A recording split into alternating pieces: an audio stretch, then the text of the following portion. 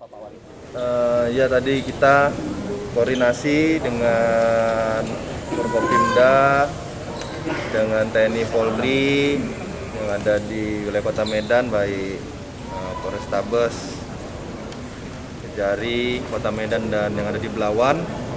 Kita sepakati tadi sama-sama dengan arahan bagaimana dalam rangka Nataru ini.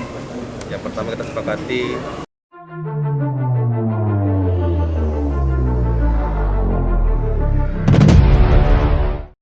jangan ada kerumunan dan ada sebisa mungkin kita tidak ada upaya kita tidak ada penambahan kasus yang melonjak yang begitu tinggi. Oleh itu antisipasinya ada beberapa lokasi, ada beberapa ruas jalan yang harus kita lakukan penutupan. Itu yang kita sepakati tadi, bersama-sama kita koordinasikan tadi. Kurang lebih ada 110 titik yang akan ditutup dari tanggal 31 pukul 19.00 sampai dengan pukul 6 tanggal 1 Januari itu. Jumlah personil yang kita kerahkan berapa Pak? Masing-masing dari TNI Polri mengerahkan personil. Kalau nggak salah tadi saya dari Polri, dari Polda dan Polrestabes itu ada 1.000 personil lebih ya. Dan dari TNI ada 653 personil gitu. Untuk tempat hiburan Pak Wali? Hiburan tidak boleh ada kegiatan di yang pertama tadi ya, lokasi-lokasi alun-alun, lapangan-lapangan. Ada 6 titik yang kita jadikan titik yang kemungkinan akan terjadinya kerumunan.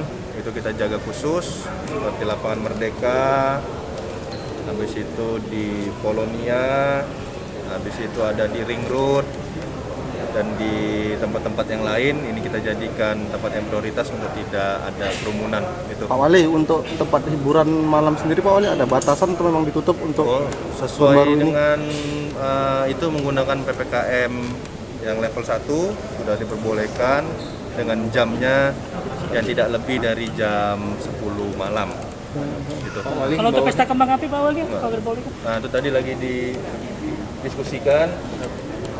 Pesta kembang api, yang pasti pesta kembang api ini kan membuat kerumunan. Yang kita jaga ini tidak boleh ada kerumunan. Nah, jadi sebisa mungkin tidak ada kerumunan. Nah, itulah. Berarti tidak dilarang berarti pesta kembang api ya? Nah, kita masih menunggu kelanjutannya. Tapi yang pasti pesta kembang api tadi yang biasa dilakukan di tempat-tempat terbuka, di lokasi-lokasi titik yang saya sebutkan tadi, ini dijaga, kita berikan perhatian khusus dan tidak boleh ada kerumunan di situ. Kita tutup. Jadi nggak mungkin tempat kembang apinya ditutup dan kembang apinya di mana lagi kan gitu. Pak Wali, satu lagi terkait nobar malam minggu nanti, ini ada himbauan dari kita Pak Wali. Nobar AFF Wali Indonesia Thailand. Jangan kerumunan, jangan kerumunan pokoknya. Nobar ya silahkan. Jamnya juga kan jam kafenya ya, kok nobar di kafe, jam tandingnya juga tidak menyalahi jam buka, jam operasional silahkan. Tapi jangan ada kerumunan. Jangan ada kerumunan, tetap ikuti protokol kesehatan, tetap ikuti anjuran. Yang pasti ingin saya tekankan, kafe-kafe yang mengadakan nobar pakai peduli lindungi. Pakai peduli lindungi, jadi kita bisa cek kafe itu udah penuh, sudah kerumunan atau tidak, melihat dari kapasitas yang ada di peduli lindungi itu. Jadi diperbolehkan Pak Wali ya? Kemarin kan Kementerian Kesehatan mengumumkan kalau satu warga Medan itu ada kasus pertama transmisi lokal untuk varian Omicron. Ya, yang dilakukan Pemkot Medan sendiri bagaimana? Ada saya jelaskan tadi, ada yang pernah kontak erat dengan yang positif Omicron di Jakarta.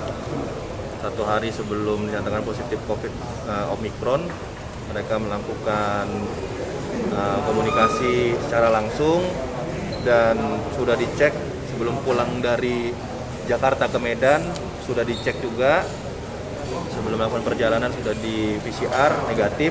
Sampai di Medan di karantina mandiri, ditunggu 2 hari, kita tes lagi negatif, dan baru kemarin dites lagi beserta kontak erat yang baru pulang kemarin ada 7 dari anggota keluarganya. Kita lakukan tes PCR, kita bekerja sama dengan USU juga kemarin untuk melihat variannya.